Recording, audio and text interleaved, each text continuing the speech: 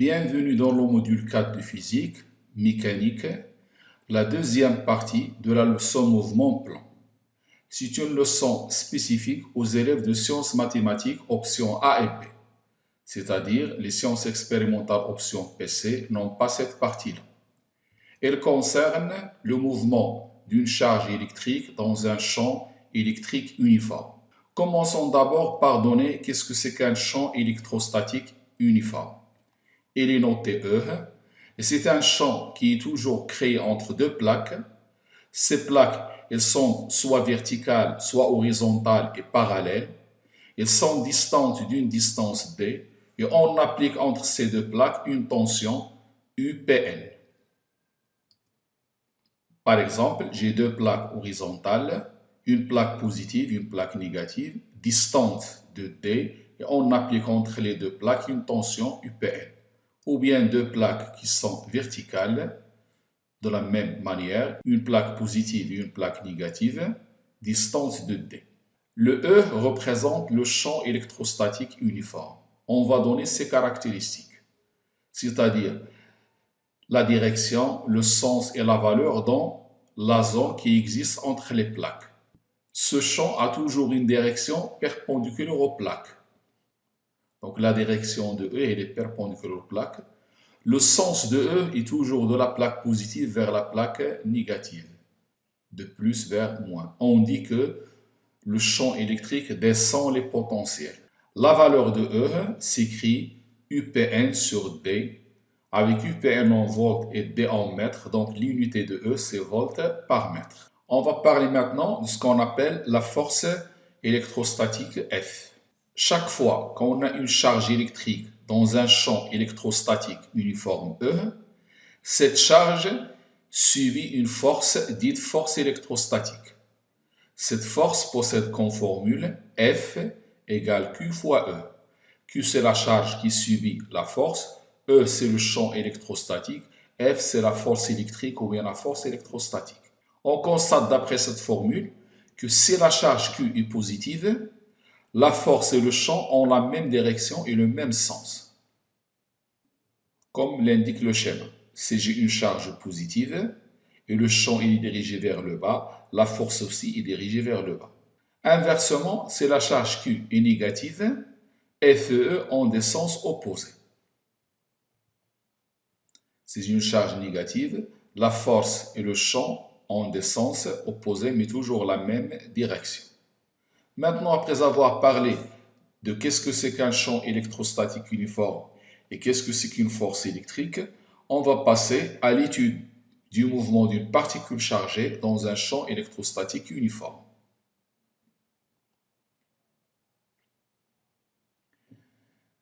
On doit noter que dans cette partie, le poids est négligeable devant la force électrique.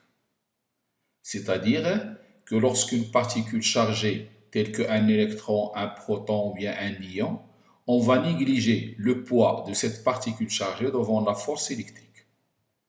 Donc prenons l'exemple du mouvement d'un électron qui pénètre en haut dans un champ électrique uniforme avec une vitesse initiale V0 horizontale.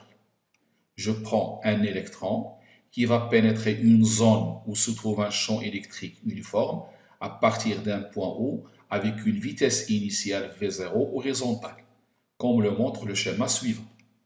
Donc j'ai deux plaques, une plaque positive, une plaque négative. J'ai un électron qui pénètre en haut avec une vitesse horizontale V0. Le champ E est dirigé vers le bas, du plus vers le moins. OX, Y, c'est le repère d'étude. Et la distance qui sépare les deux plaques, c'est D. On va commencer comme la partie précédente par donner les conditions initiales du problème, c'est-à-dire donner les coordonnées initiales et les coordonnées de la vitesse initiale, ainsi que les coordonnées du champ électrostatique uniforme. Les conditions initiales de cette partie, c'est comme si on a pris alpha égale à 0 lors de l'étude d'un projectile dans un champ de pesanteur. Donc j'aurai x0, y0 sont nuls, puis v0x égale à v0 et v0y égale à 0. Alors que le champ EX est nul et EY égale à moins E, puisqu'il est parallèle à Y et de sens opposé. On va appliquer la deuxième loi de Newton à l'électron pour déterminer son accélération et déterminer sa trajectoire à l'intérieur des plaques. Pour cela, on va passer ce qu'on appelle les équations différentielles du mouvement. Les titres de cette leçon sont les mêmes titres que la leçon précédente, ou bien que la partie précédente. Ce qui a changé, c'est que dans la première partie, on avait un champ de pesanteur uniforme. Maintenant, on a un champ électrostatique uniforme. Pour cela, l'électron il est soumis seulement à la force électrique, puisque le poids est négligeable. On va lui appliquer la deuxième loi de Newton dans un référentiel terrestre supposé galiléen, c'est-à-dire on va écrire sigma des forces égale ma. La seule force, c'est la force électrique égale à ma. Cette force électrique égale à QE égale à ma. Donc l'accélération, c'est QE sur m. Donc j'ai trouvé le vecteur accélération de l'électron lorsqu'il pénètre dans le champ électrique uniforme E. Maintenant, on va passer aux coordonnées de A en projetant A sur le repère au x, y précédent. AX, c'est QEX sur M. Or, EX égale à 0, donc AX égale à 0. AY, c'est QEY sur M. EY, c'est moins E. Donc, AY sera égal à moins QE sur M. Et c'est une constante. Donc, ceci, ce sont les équations différentielles du mouvement. X de point égale 0, Y de point égale à une constante. Après, on va passer aux coordonnées de la vitesse. On sait bien que AX, c'est la dérivée de la vitesse. Donc, la vitesse, c'est la primitive de AX. Donc, si je veux Vx, je n'ai qu'à faire la primitive de AX. Donc, on va noter X de point et Y de point et déduire Vx et Vy. AX, c'est X de point. AY, c'est Y de point. X de point, il est nul, égal à 0. Donc, Vx, c'est une constante. Ici, quelque chose est constante, il garde la valeur initiale, V0x. AY, c'est moins QE sur M. Donc, Vy, c'est la primitive de cette constante. C'est moins QE sur MT plus V0Y. D'après les conditions initiales, V0x, c'est V0. Et V0Y, c'est 0. Donc, j'obtiens Vx égale à V0 et Vy égale moins QE sur M fois T. Donc, la même technique utilisée lors de la première partie, on l'applique aussi dans la deuxième partie. Ce qui a changé, c'est l'expression de la force QE au lieu de mg précédemment dans la première partie. Après les coordonnées du vecteur vitesse, on va maintenant donner les équations horaires du mouvement de l'électron à l'intérieur du champ électrostatique. Les équations horaires sont des primitives des coordonnées de la vitesse. Donc, on avait déjà Vx égale à V0 et Vy égale à moins QE sur MT. Donc, le x, c'est la primitive de V0, c'est V0t plus x0. Et y, c'est la primitive de moins QE t sur m, c'est n demi QE sur mt carré plus y0. D'après les conditions initiales, ces deux constantes sont nulles. Donc, les équations horaires du mouvement de l'électron sont, selon OX, on a x égale à V0t. Selon OY, on a y égale moins QE, deuxième fois t au carré. On passe maintenant à l'équation de la trajectoire.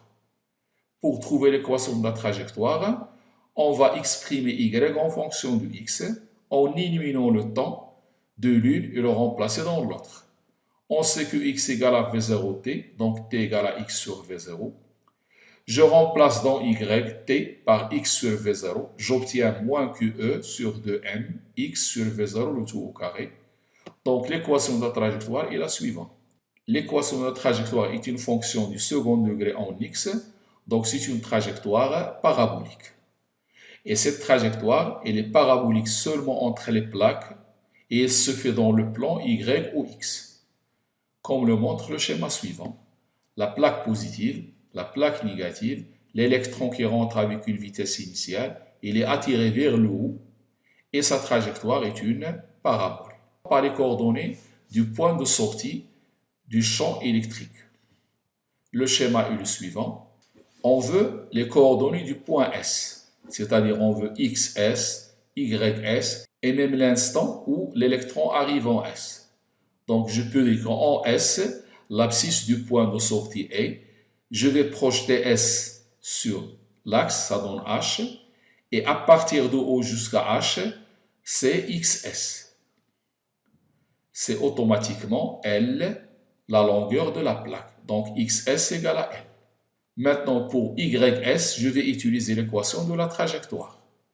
Déjà établie précédemment, cette équation de la trajectoire, c'est moins QE 2V0 carré M X au carré. Donc, si je remplace X par L, j'obtiens YS. Donc, l'ordonnée du point de sortie est, je peux l'exprimer ici, c'est cette partie-là, que je vais appeler YS, et elle est égale à moins QEL carré sur 2V0M. Je prends cette équation de trajectoire et je remplace X par L. Pour trouver l'instant où l'électron arrive en S, je vais prendre l'équation horaire X de T, V0T, donc le T c'est X sur V, et le X c'est L, donc TS c'est L sur V0. Donc j'ai l'instant où l'électron arrive en S, je connais l'abscisse du point de sortie et l'ordonnée du point de sortie. Maintenant, on va passer aux coordonnées du vecteur vitesse en S, à la sortie S. On sait que la vitesse est tangente à la trajectoire. Donc, je veux les coordonnées de cette vitesse à la sortie qu'on appelle Vx et Vy. Pour cela, je vais donner les coordonnées du vecteur vitesse d'une façon générale. Ce sont les coordonnées obtenues lors du paragraphe précédent. C'est Vx égale V0 et Vy égale moins QE sur M.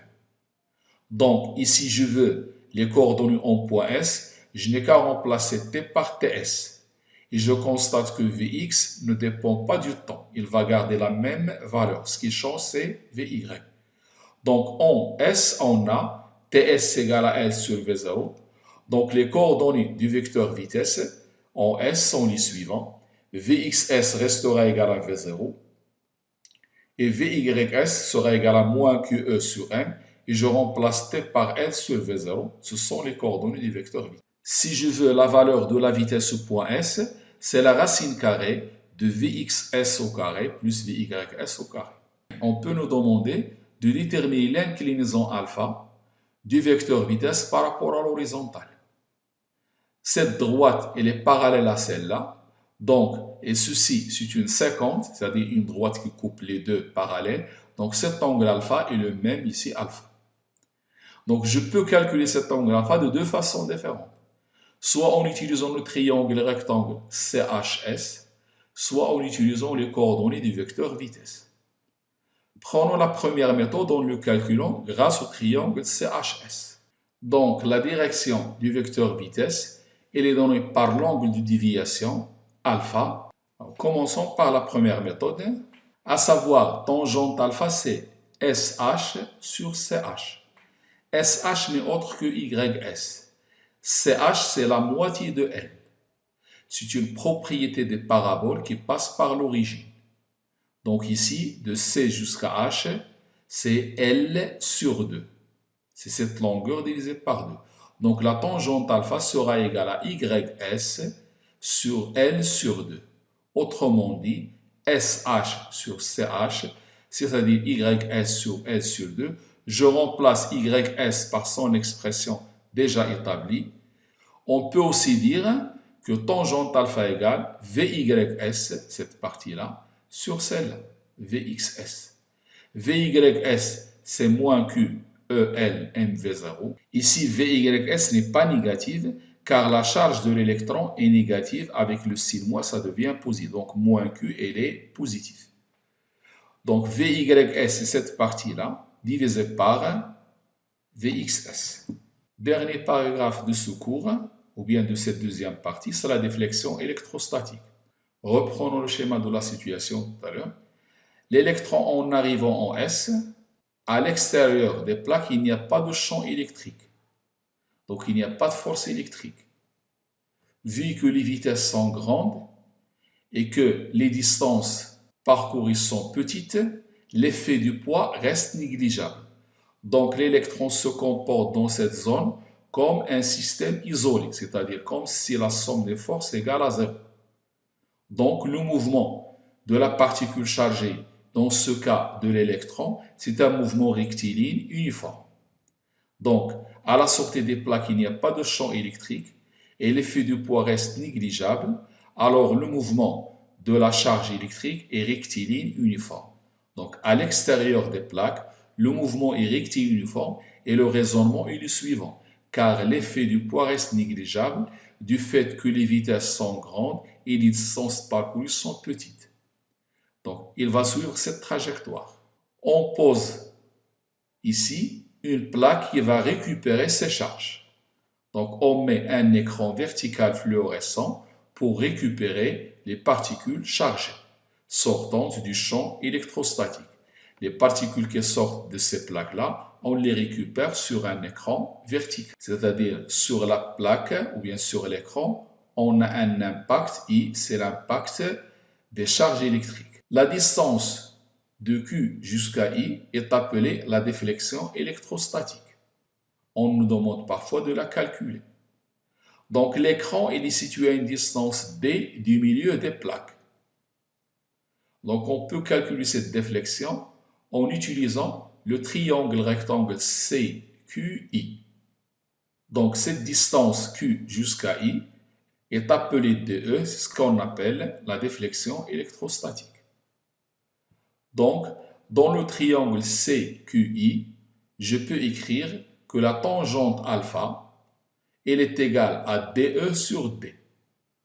Donc, la déflexion électrostatique égale à D fois tangente alpha. Je n'ai qu'à remplacer tangente alpha par l'expression précédente. Je remplace la tangente alpha avec l'expression déjà trouvée. Donc, j'aurai donc DE égale D tangente alpha, c'est le moins Q, fois E fois L sur mv0 carré. On nous demande parfois de montrer que la déflexion électrostatique est proportionnelle à la tension entre les deux plaques. Pour cela, je vais remplacer E par sa valeur, c'est-à-dire U sur D. U, c'est la tension entre les plaques et D, c'est la distance entre les deux plaques.